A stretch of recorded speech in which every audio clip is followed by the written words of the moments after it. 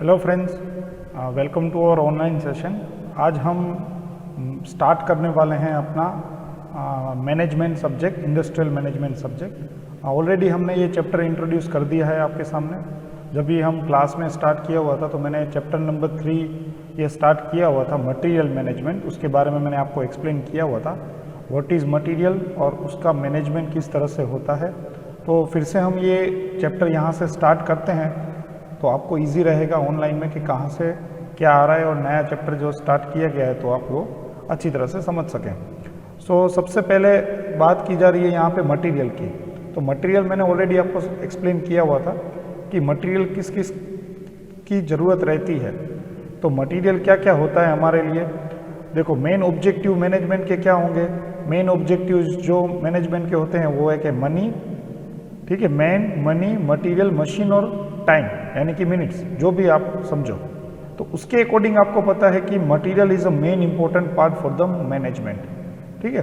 तो industrial management जो भी ऑर्गेनाइजेशंस होती है उसकी पर्पस क्या रहता है कि जो भी आप मटेरियल प्रोवाइड कर रहे हो या फिर जो भी इक्विपमेंट्स प्रोवाइड कर रहे हो तो उसमें उसको बनाने के लिए आपको एक चीज़ ज़रूरत है, वो है मटेरियल, ठीक है। तो उसको हम मटेरियल बोलते हैं।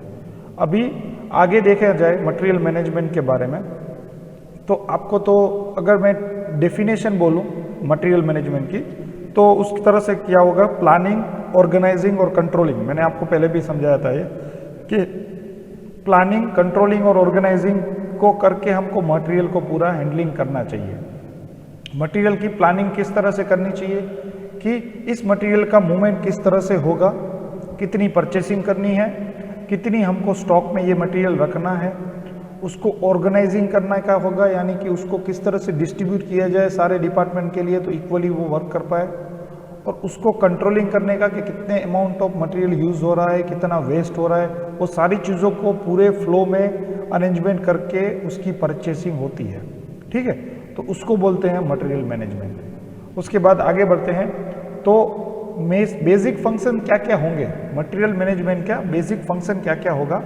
तो बेसिक फंक्शंस मैंने आपको सामने लिखे हुए हैं, आप बुक में से भी लिख सकते हो।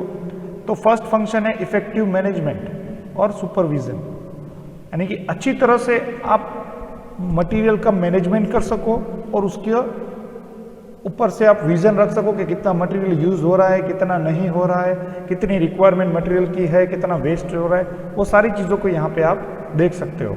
साउंड परचेसिंग मेथड यानी कि आपको पता चल जाएगा कि आपको कितना मटेरियल की ज़रूरत रहती है, मंथली, वीकली, जो भी आप डिसाइड करो उसके बेस पे।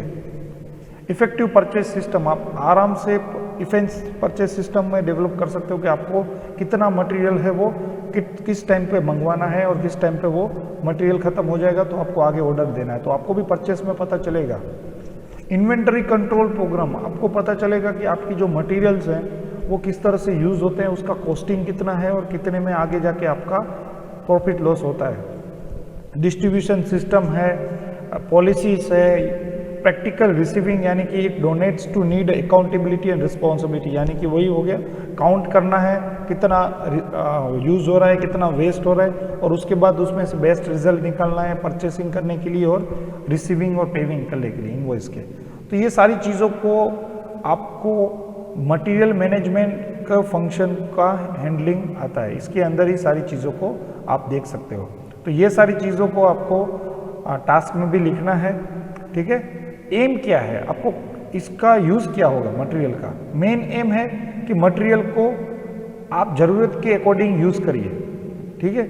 उसके बाद पेमेंट कम से कम हो और क्वालिटी और वैल्यू बढ़े, रिक्वायरमेंट की बढ़े लेकिन पेमेंट आपको कम से कम देना पड़े मटेरियल का। इन्वेंटरी इन्वेस्टमेंट कम हो, वेस्टेज कम हो, ठीक है, और इफ़िशिएंट ऑपरेशन हो सके। अगर आपके पास मटेरियल नहीं होगा तो क्या होगा कि आपका जो ऑपरेशन है वो रुक जाएगा। तो ये सारी चीज़ों को काउंट करके ही यहाँ पे आपको एक चीज़ दी गई है, that is your aim of material management. Purpose क्या है, पर्पस है इकोनॉमिक को बढ़ाना, इकोनॉमिक परचेसिंग को बढ़ाना, डिमांड को कंप्लीट करना, ठीक है, डिमांड को कंप्लीट करना यानी कि जिसकी भी डिमांड होती है उसको कंप्लीट करो। स्टॉक्स जो आपके हैं उसको आउट ऑफ स्टॉक ना होने दो, अवेलेबल हो उतना ही यूज़ करिए। Stabilise the fluctuation in consumption, यानी कि बहुत सारा ऐसा होता है कि कभी ज़्यादा कंजप्ट हो जाता है मटेरियल, कभी कम होता है, तो उसको भी हम क्या स्टेबलाइज कर सकें कि इक्वल अमाउंट ऑफ मटेरियल का यूज़ हो और रिजनेबल लेवल पे आप जो भी सर्विस देते हो जिसी को भी वो आराम से आप प्रोवाइड कर सको, कहीं पे भी आपको दिक्कत ना आए। किसी को कोई कभी जब आप देखो तो कहीं आप लेने जाओगे कुछ भी चीज़ तो कभी मटेरियल उसके पास होता है तो कभी नहीं होता है, और कभी चीज़ उसके पास होती है और कभी डिमांड में होती है तो उसके पास होती भी नहीं और नहीं भी होती। तो इस तरह से आपको क्या मिलता है यहाँ पे कि एज पर द डिमांड आपको मटेरियल का रिक्वायरमेंट यहाँ पे रखना चाहिए। अभी यहाँ पे एक मैंने छोटे सा यहाँ पे रखा हुआ है, for a effective health care service के लिए right material at the right time होना चाहिए, ठीक है, एट अ राइट प्लेस भी होना चाहिए और राइट क्वालिटी और पर राइट क्वालिटी एंड क्वांटिटी में होना चाहिए। Right material at a right time, सही जगह पे सही मटेरियल होना चाहिए, सही क्वालिटी का होना चाहिए, सही क्वांटिटी का होना चाहिए। ये सारी चीज़ों को आपको मिलके एक परफॉर्मेबल असाइनेड एक्टिविटी बनानी है जिससे आपको इफेक्टिवली रिजल्ट निकाल सको, ठीक है। ये सेंटेंस ये बोलना चाहता है, जैसे कि एक एवरेज एक्सपेंडिचर है हॉस्पिटल का कि 60% सैलरी एम्प्लॉय को मिलेगी, 30 to 35 मटेरियल के पीछे यूज होगी, 5 to 7% नॉन मटेरियल रिसोर्स के लिए। इस तरह से आप अपना जो भी वर्क चलाते हो तो उस पर आप डिवाइड कर सकते हो कि जो भी मेरा खर्च है तो मैं किसके परसेंटेज पे कितना वहाँ पे खर्च करना चाहता हूँ। ये सारी चीज़ों को आपको देख के आगे बढ़ना रहेगा। स्टॉक्स, अभी the good kept on premise the business and warehouse available to this, यानी कि जो भी आपने मटेरियल मंगाया है उसका स्टॉक्स रखिए, कहीं पे भी यहाँ वहाँ नहीं होना चाहिए, सारी जगह पे सारे स्टॉक्स प्रॉपरली अरेंज होने चाहिए जिससे आपका डिस्ट्रीब्यूशन बढ़ सके। Total quantity of material in the store available होना चाहिए, जितना भी मटेरियल्स आप पर मंथ या पर वीक में होता है उसका बैकअप होना चाहिए जिससे आप आराम से आपका जो स्मूथली रनिंग चल रही है उसकी आप चला सको।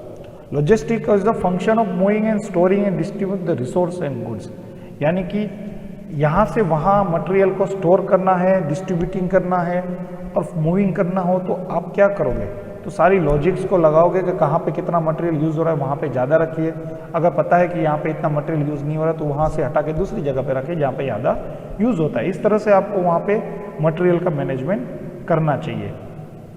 अभी परचेज कॉस्ट, कौन से मटेरियल कॉस्ट लगते हैं, जैसे कि कैरिंग कॉस्ट और मटेरियल परचेज कॉस्ट, इकोनॉमी कौन सी मटेरियल के पीछे खर्च होती है। जो भी कॉस्ट होगा मटेरियल का उसको हमको पेमेंट करना पड़ेगा, ठीक है। 500 रुपये का मटेरियल का खर्च है तो 500 तो देना पड़ेगा। उसके पीछे कैरिंग कॉस्ट, यानी कि यहाँ से वहाँ आप ले गए तो उसके लिए कुछ खर्चा लगेगा, कॉस्ट ऑफ यूजिंग उसको खर्च कर रहे हो। स्टोरेज स्पेस के लिए भी कुछ खर्चा लगेगा, उसको जगह कहाँ पर मटेरियल रखोगे तो उसके लिए भी आपको स्पेस करनी पड़ेगी। मेन पावर उसके पीछे लगाने पड़ेंगे, उसके पीछे ऑब्सोलेंस लगेगा अगर मटेरियल आप यूज़ नहीं कर रहे हो तो घसारो ने એવું બધું લાગશે, ડિટોરેશન થવાનું થશે અને બ્રેક થવાના પણ ચાન્સીસ વધશે। તો આવા બધા કેરિંગ કોસ્ટમાં આપણે પ્રોબ્લેમ્સ આવે છે। કેરિંગ કોસ્ટને આપણે વેરી કરીએ તો 25 થી 30% આપણે જે ઇન્વેન્ટરી હોય આપણી એને આપણે કાઉન્ટ કેરી કોસ્ટ કરી શકીએ। કેવી રીતે ઘટાડી શકીએ, સ્મોલ ક્વોન્ટિટીમાં આપણે મટીરિયલ લેવાનો, બરાબર, એનાથી આપણે એ ઘટાડી શકીએ। But this is increase by PC, मतलब कि आपका जो परचेस कॉस्ट है वो बढ़ा देगा, ठीक है। कम क्वालिटी में लिखोगे तो आपको पता होगा कि आप ज़्यादा क्वांटिटी में लो तो आपको डिस्काउंट मिलता है, लेकिन आप कम क्वालिटी में मंगाओगे तो क्या प्रॉब्लम हो जाएगी, क्वांटिटी में मंगाओगे तो उसके लिए आपको परचेस कॉस्ट ज़्यादा लग जाएगा।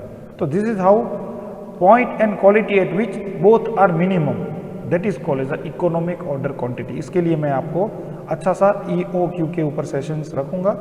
तो यहाँ तक हमारे फंक्शंस ऑफ मैनेजमेंट, उसके ऑब्जेक्टिव्स, इसके परचेसेस क्या है, इकोनॉमिक क्या है मैनेजमेंट की, यहाँ पे आपको पता चल गई होगी। तो आपको टास्क में आपके जो वर्कबुक मैंने दी हुई है उसके अंदर अगर ये टॉपिक हो तो लिख देना, वरना ये चैप्टर स्टार्ट करके आपको गूगल क्लासरूम में सबमिट करवा देना, वहाँ से भी मैं आपकी अटेंडेंस लगा दूंगा। तो यहाँ पे हमारे स्टार्टिंग जो हमने क्लास में की हुई थी वही है, तो मैंने यहाँ पे बहुत ऐड नहीं किया है, जो भी है यहाँ पे मैंने आपको दिया है। नेक्स्ट सेशन में हम कुछ परचेसिंग फंक्शन के ऊपर डिस्कस करेंगे, तब आपको वहाँ पे डिटेल देखने मिलेगी। तो नेक्स्ट सेशन में मिलेंगे, तब तक के लिए गुड बाय।